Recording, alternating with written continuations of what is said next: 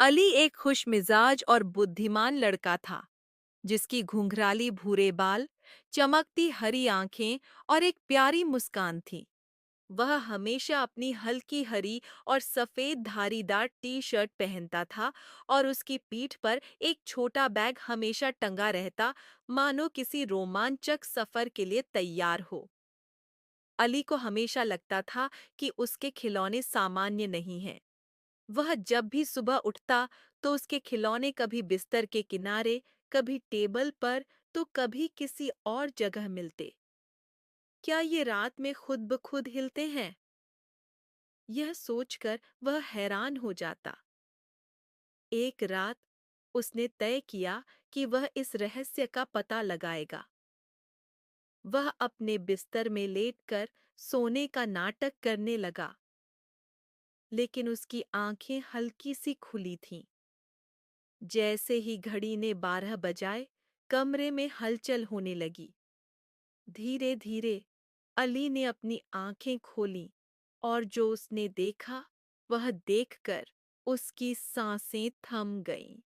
उसका teddy bear अंगड़ाई ले रहा था। छोटे छोटे खिलौना सिपाही कतार में खड़े हो गए थे। एक रोबोट की आंखें चमक रही थीं और उसकी सबसे पसंदीदा कार अपने आप चलने लगी थी। अली का दिल तेजी से धड़कने लगा। यह कोई सपना नहीं था।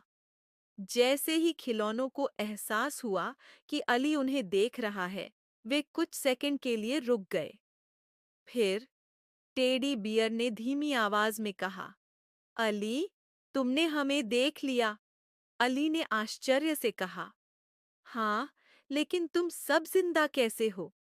छोटे से खिलौना सिपाही ने आगे बढ़कर कहा, हमारे अंदर एक जादू है, लेकिन यह तभी काम करता है जब हमारा मालिक हमसे प्यार करता है और हमारी देखभाल करता है।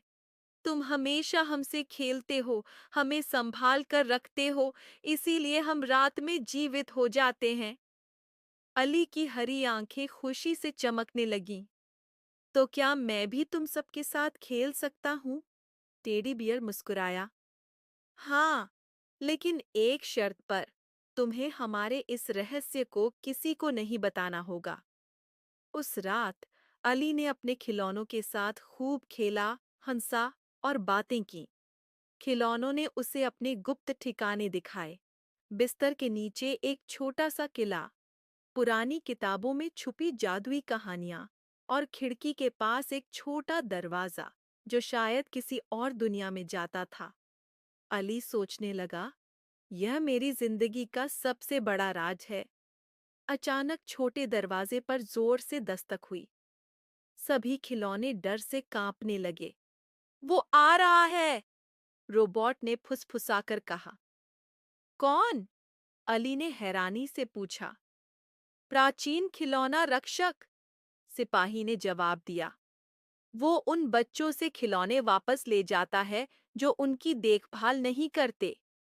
दरवाजा खुला और एक लंबा चमकती आंखों वाला प्राचीन खिलौना रक्षक अंदर आया।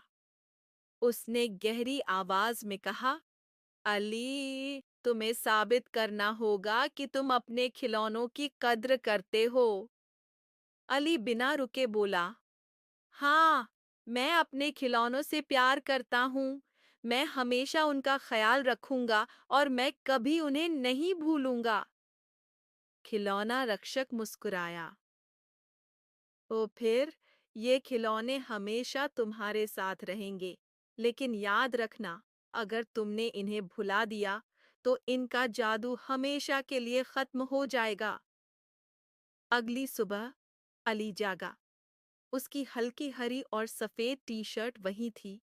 उसका छोटा बैग भी अपनी जगह था, लेकिन खिलौने, वे सब अपनी जगह पर शांत और स्थिर थे, जैसे कुछ हुआ ही न हो।